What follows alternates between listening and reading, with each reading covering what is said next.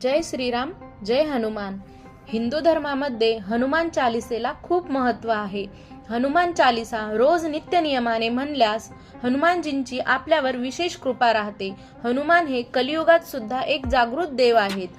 ज्या व्यक्तीला त्यांची कृपा प्राप्त होते, कुठलेच दुःख त्याच्या वाट्याला येत नाहीत। रोज हनुमान चालीसा म्हणल्याने सर्व संकट दूर होतात। भगवान हनुमान हे श्रीरामांचे प्रिय भक्त होते। हनुमानजींच्या आज्ञेशिवाय भगवान श्रीराम आणि माता सीता यांचे दर्शन होणे कठीण आहे। या गोष्टीचे वर्णन हनुमान चालीसेमध्ये सुद्धा आहे। हनुमान चालीसामध्ये लघु काव्य आहेत। त्यात पवनपुत्र हनुमानांची प्रशंसा केली आहे, त्यांच्या गुणांचे वर्णन आहे। त्याचबरोबर प्रभू श्रीरामांचे व्यक्तिमत्वही सोप्या शब्दात मांडले आहे।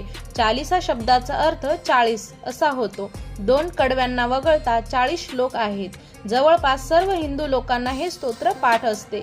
हिंदू धर्मात बजरंगबली हे शौर्य, भक्ती आणि धैर्याचे प्रतीक मानले जातात। जीवनात यशस्वी होण्यासाठी आत्मविश्वासाची खूप गरज असते। ज्यांच्यामध्ये आत्मविश्वासाची कमी आहे त्यांनी हनुमान चालीसेचे पठण केल्याने आत्मविश्वास वाढतो, व्यक्ती निडर होतात आणि त्यांना कुठल्याही प्रसंगात भीती वाटत नाही। हनुमान चालीसाच्या पठणाने तुमच्या मार्गातील सर्व अडथळे दूर होण्यास मदत मिळते।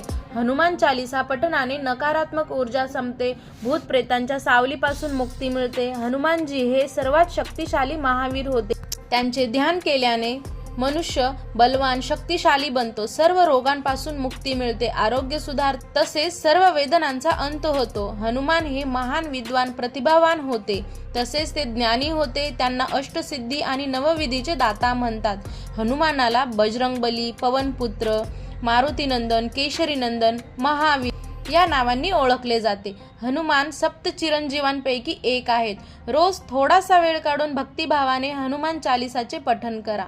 जय बजरंगबली।